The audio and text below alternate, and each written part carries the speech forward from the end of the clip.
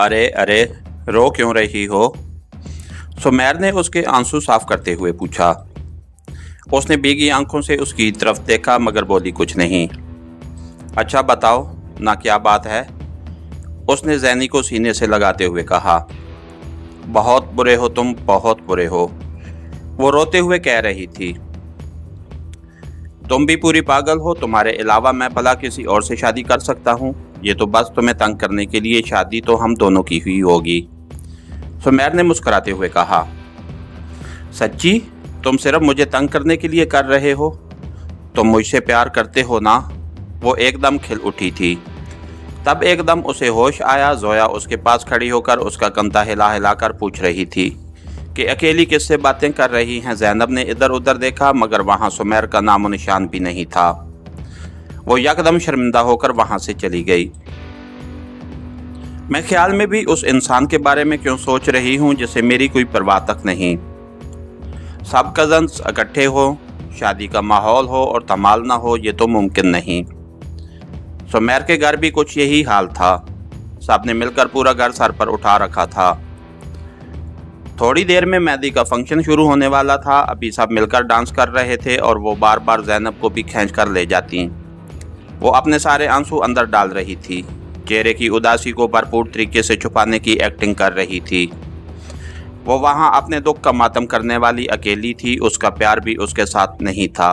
और कोई ना होता, वो तो होता, वो क्यों नहीं था। सुमेर शीशे के सामने खड़ा सवाल जवाब में मसरूफ था। सुमेर, क्या वाकई तुम्हारी जैनी तुम्हारे साथ ऐसा कर सकती है? पहली बार सवाल दिमाग की तरफ से आया था। हाँ, उसने ऐसे ही किया। अभी भी कोई गुंजाइश है सोचने की, दिल ने जवाब दिया। लेकिन ये गलतफहमी भी तो हो सकती है। मुझे उससे बात करनी चाहिए। आज पहली दफा दिमाग ने बहस में हिस्सा लिया। सुमेर, तुमने उसे अपनी आंखों से देखा था, एक बार नहीं 2-3 बार। अभी भी तुम उसे पूछने जाओगे? शर्म नहीं आएगी तुम्हें?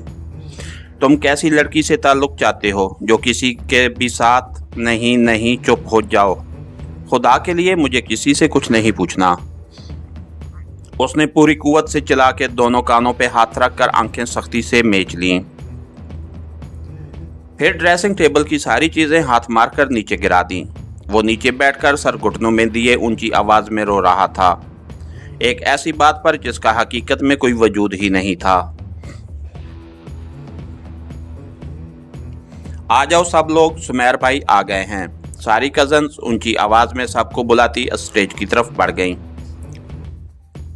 जैनी वहीं खड़ी उस दुश्मन जां को देख रही थी। वो उसके तासुरात पढ़ने की कोशिश कर रही थी मगर वहां कुछ नहीं था। उसका चेहरा सपाट था, न मजबूरी थी न बेचैनी थी। जैनब को उसकी बेहिस्सी देखकर खौफ आने लगा।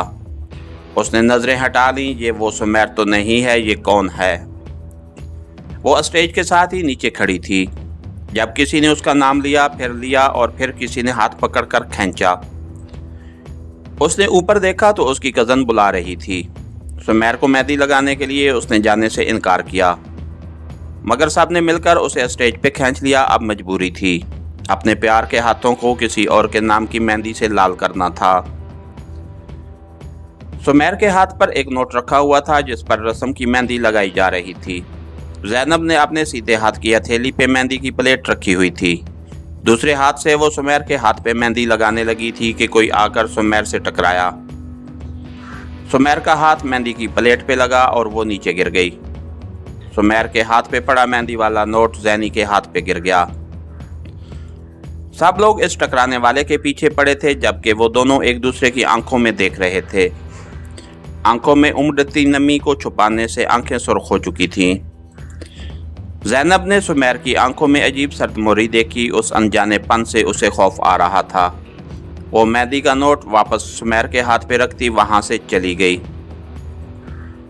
वॉशरूम तक जाते जाते उसकी आंखों से बरसात शुरू हो गई थी। तकदीर के फैसले तो ये थे कि उनकी हर रस्म एक साथ हो रही थी और किसी अपने की लगाई गई में आग को वो सब तकदीर का नाम दे रहे थे। जैनी, आज रात तो रुक जाओ यार, कल तो शादी भी खत्म हो जाएगी। किरण बार बार उसे रोक रही थी मगर वो मान नहीं रही थी। यार साहब, घर वाले यही हैं, मेरी तबीयत ठीक नहीं, कल जल्दी आ जाऊंगी प्लीज़। वो अपने आंसू मज़ीद रोक नहीं सकती थी। उसे आंसू बहाने के लिए तन्हाई चाहिए थी और वो यहाँ नहीं मिल सकती थी। इसलिए मज़ीद बिना किसी की बात सुने वो जवार साहब के साथ घर आ गई। कमरे में आते ही बिना कपड़े बदले वो बेड पर औंधे मुंह लेटी बलक बलक कर रोने लगी। सुमेर आज इतने अजीब अंदाज से उसे देख रहा था जैसे कभी जानते ही नहीं थे वो एक दूसरे को।